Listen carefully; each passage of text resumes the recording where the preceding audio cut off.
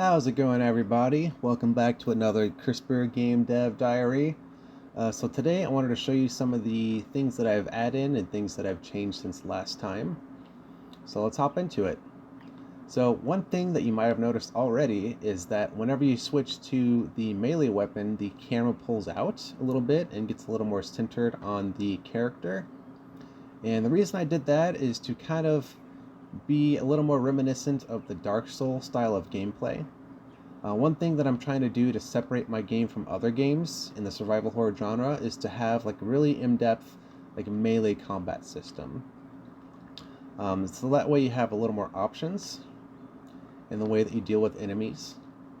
So, in typical survival horror, like Resident Evil games, you have the over-the-shoulder camera right here. But then, you think of something like Callisto Protocol where they do have a melee combat system, but it's way too simplified. And so I'm trying to find a good balance between the two and just kind of smoothly shift there between the two combat styles. And so that's one thing that I've been working on a lot to get feeling right. Another thing is you can only do the lock-on whenever you have your melee weapon equipped. And what's really cool is let's say that I'm getting swarmed by enemies and I want to quickly disengage from them and then take off running. Instead of clicking the lock-on button to disengage, what I can do is just switch to my next weapon and it'll automatically disengage like that. Another thing that I've added since last time is whenever I've gotten the enemy's health to a certain point, you'll see the red lights start flashing.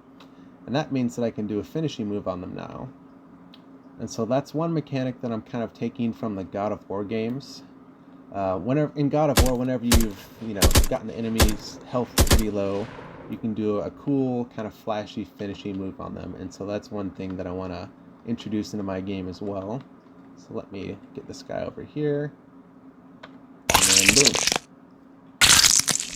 And then once you've killed them, the target will automatically switch to the next or closest enemy, and then the red light will disappear. So yeah, that is what I've been working on. Another thing that I've been working on, and what I kind of mentioned last time, is I didn't have any hit reactions for the enemies. So whenever you get swarmed by them, they wouldn't stop attacking if you hit them. So I still don't have any animations for hit reactions yet, but what I do have is, I'll show you. So whenever I hit them with it, they'll stop attacking and they'll just kind of stay put for a second. And that's kind of giving me a space where I can insert a hit reaction. And so there is a bug that I've been encountering. Let's see if this is, yeah. Oh, nope. I guess it wanted to work this time.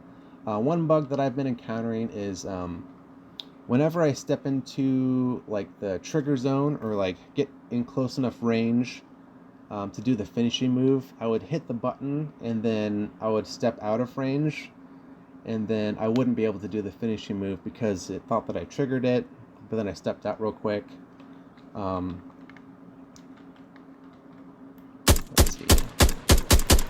Let's see if I can get it to work for him. So I'm in range. Yep, it's working. Okay. That's the gotta love game development when you can and can't replicate stuff. But yeah, there's a bug in there. Trust me, it's there that I gotta fix. But yeah, that is pretty much all that I've been working on since the last time we talked. And I think that is a good place to leave it off. Hopefully I have some more stuff to show you guys next time. Hopefully I'll have that bug ironed out so that it doesn't show up anymore. And then hopefully I'll have some hit reactions for the enemies.